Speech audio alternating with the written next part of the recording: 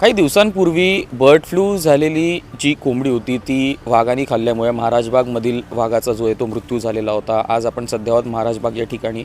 महाराजबागचे officer in charge भावस्कर sir आपल्यासोबत आहे। आपण त्यांच्याकडून जाणून घेऊयात नेमकं काय प्रकरण होतं। सर, बर्ड फ्लूची ती कोंबडी खाल्ल्यामुळे वाघाचा मृत्यू झाला होता, नेमकं तेव्हाचं काय प्रकरण होतं ते एकंदरीत आणि त्याची परिस्थिती आपण कशा प्रकारे हाताळली? आपल्या प्राणी संग्रहालयापासून 10 किलोमीटर अंतरावर जे गोरेवाडा प्राणी संग्रहालय आहे तिथे दोन वाघांचा आणि एका बिबट्याचा मृत्यू झाल्याचं निदर्शनास आलं होतं। त्या अनुषंगाने आपल्याला केंद्र सरकारद्वारे गाईडलाईन्स आले होते। त्या हिशोबाने आपण काळजी घेणं सुरू केलं होतं। त्यात मग आपण सगळे पिंजरे वगैरे डिसइन्फेक्ट केले होते आणि काळजी सगळ्यांना बायोसिक्युरिटीच्या हिशोबाने पब्लिक साठी एक दिवस बंदही होतं प्राणी संग्रहालय। मग गाईडलाईन्सनुसार आपण पुन्हा सुरू केलं।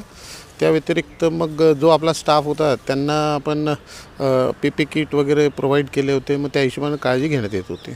सर, जसं की आपण पाहिलं की महाराजबागमध्ये दरवर्षीप्रमाणे म्हणजे थंडी असो तर वेगळी काळजी घेण्यात येते, गरमी जेव्हा उन्हाळा चालू होतो तेव्हा वेगळी काळजी घेण्यात येते।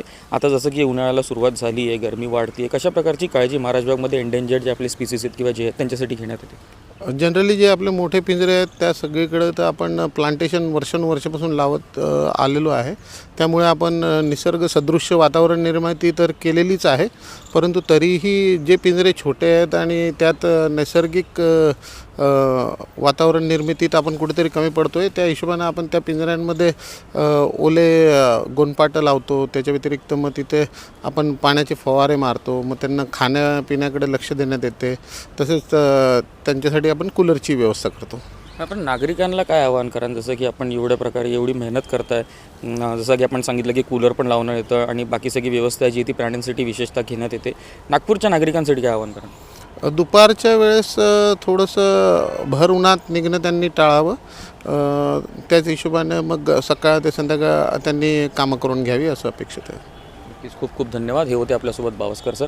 व्हिडिओ जर्नलिस्ट सम्राट गोटेकरसोबत धवल गोलप, देशोन्नती, नागपूर।